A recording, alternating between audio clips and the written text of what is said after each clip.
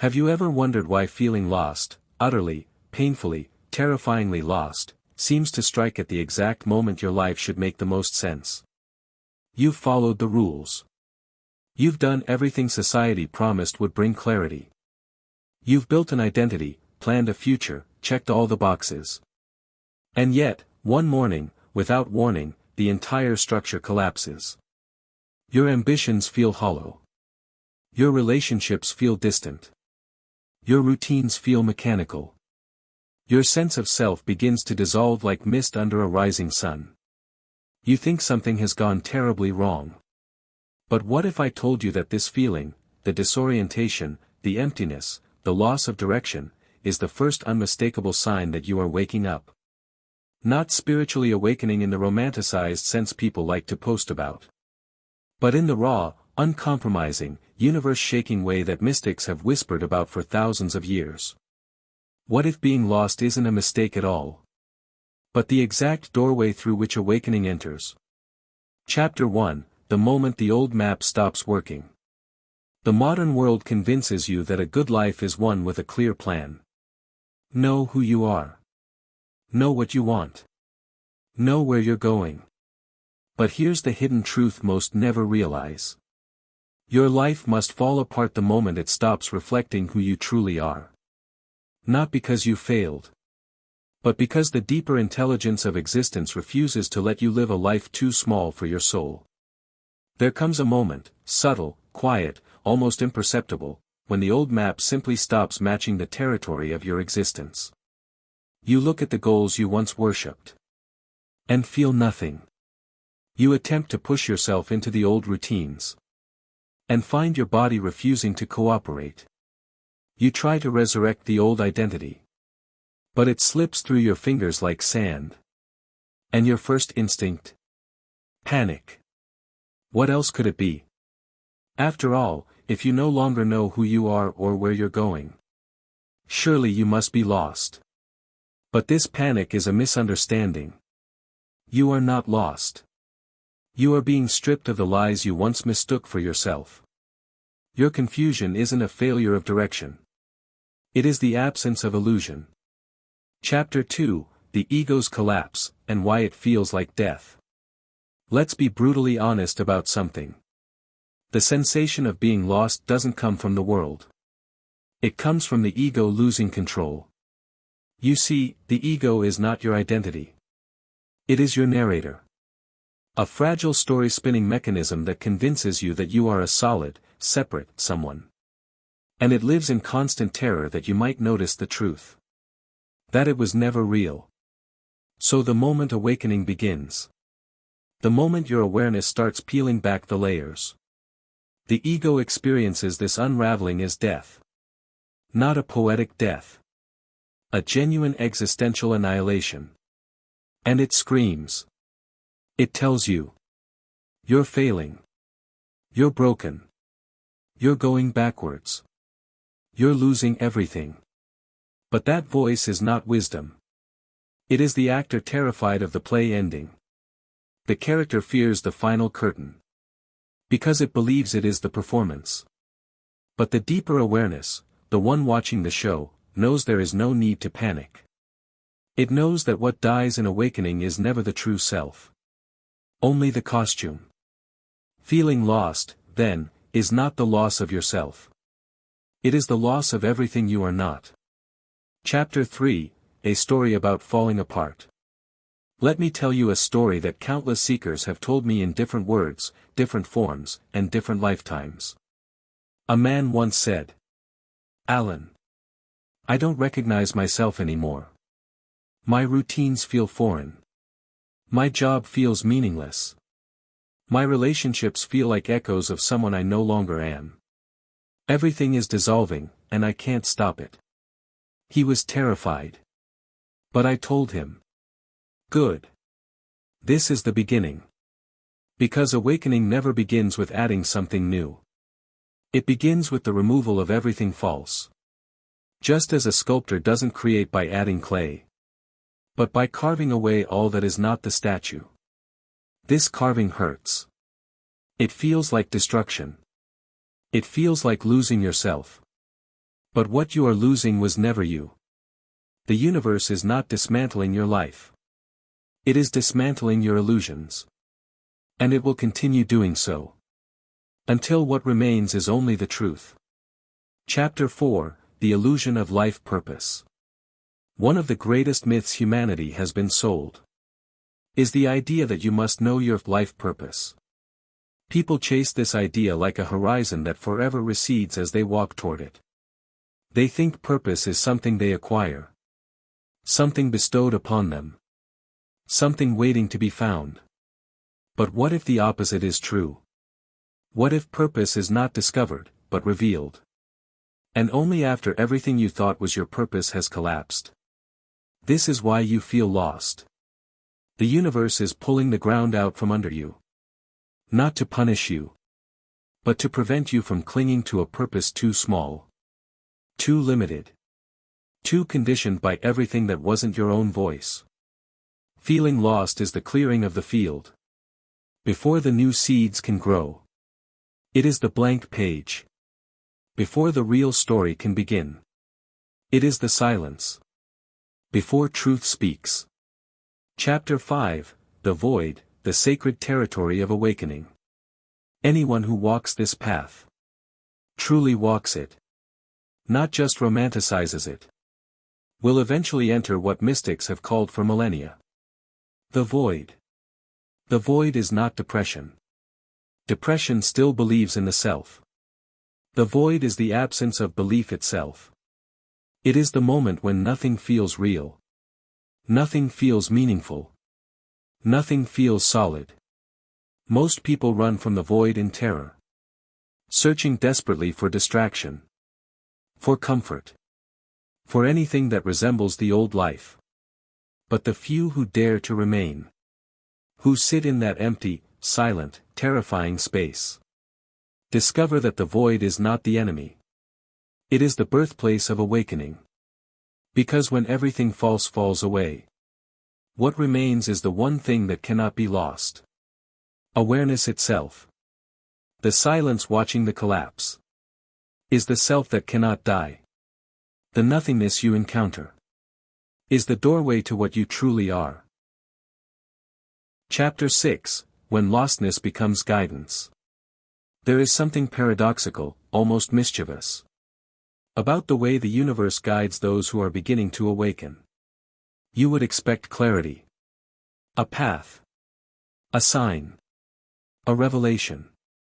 But instead, what you receive is disorientation. It's as if existence itself takes your carefully drawn map, smiles gently, and tears it into 1,000 pieces. Why? Because the ego seeks direction in order to control life. Awakening removes direction in order to reveal life. When you feel lost, you assume you've been abandoned by meaning. But consider this possibility. What if lostness is meaning attempting to break through the rigid structures you once called certainty? Think of a seed underground. If the seed could think, it would experience the moment before sprouting as absolute darkness. No reference points. No identity. No direction. And yet, that darkness is not death. It is gestation. Likewise, when your sense of direction collapses, you are not failing. You are sprouting. Something within you is pushing upward. Toward a reality your old identity cannot comprehend. Feeling lost is not the absence of a path. It is the path removing everything that is not real. This is why awakening often begins. Not with clarity, but with confusion profound enough to erase every false certainty. Chapter 7, When the Universe Removes What No Longer Fits. One of the most unnerving parts of awakening is how ruthlessly life begins dismantling everything that no longer aligns with your deeper nature. You do not choose what falls away. It falls away on its own. Jobs dissolve. Relationships shift. Friendships fade. Ambitions evaporate. Beliefs collapse. At first, you resist. You cling. You bargain. You grieve. But then something strange occurs. You realize that everything leaving your life was held together by the person you used to be, not the person you are becoming. It is not that you are losing your life. It is that your life is shedding its oldest skin. Just as a snake cannot grow without releasing what once protected it. You cannot awaken without outgrowing what once defined you. But here is the secret most people never see. The universe never takes anything from you. It only takes the things you are afraid to release. Not to punish you, but to prevent you from imprisoning yourself in identities that have expired. And it will continue removing these structures until nothing remains but the authentic pulse of your being. Awakening is not addition. It is subtraction. Not becoming more, but becoming less. Until only truth remains. Chapter 8, The Real You Cannot Be Lost. Let's examine the very idea of being lost. Lostness requires three things: a separate self, a destination, a correct path. But awakening dismantles all three. Because the separate self, the me, who believes it is navigating life, is only a temporary pattern. A narrative. A cluster of thoughts arising in awareness. And the destination? It doesn't exist. Not because life is meaningless, but because awareness is the destination. It is always here. The path? There is none. Not in the linear sense the ego imagines. You are not traveling through life. Life is traveling through you. You are not the wanderer. You are the space in which wandering appears. You cannot be lost. For the same reason a wave cannot drown in the ocean. Your confusion, your uncertainty, your disorientation. These belong to the persona. The story character you temporarily identify with. But the awareness seeing the confusion is untouched. It has never moved. Never lacked direction. Never been separate from anything at all. So when you say, I feel lost, what you truly mean is, the identity I created cannot continue. It is dissolving. And that is awakening. Not the beginning of your failure, but the beginning of your liberation. Chapter 9, The Cosmic Joke of Awakening. Every genuine awakening carries within it a moment of unexpected laughter. Not because anything is funny in the usual sense, but because you suddenly see the great irony of your entire search. You spent years trying to find yourself, never realizing there was no you to be found. You spent years seeking purpose, never realizing that purpose was simply awareness experiencing itself. You spent years fearing being lost, never realizing that the one who fears being lost was the illusion all along. This is the cosmic joke. You cannot be lost, because you were never separate from the universe that you believed you needed to navigate. You've been looking for signs from life, when all along your very existence was the sign.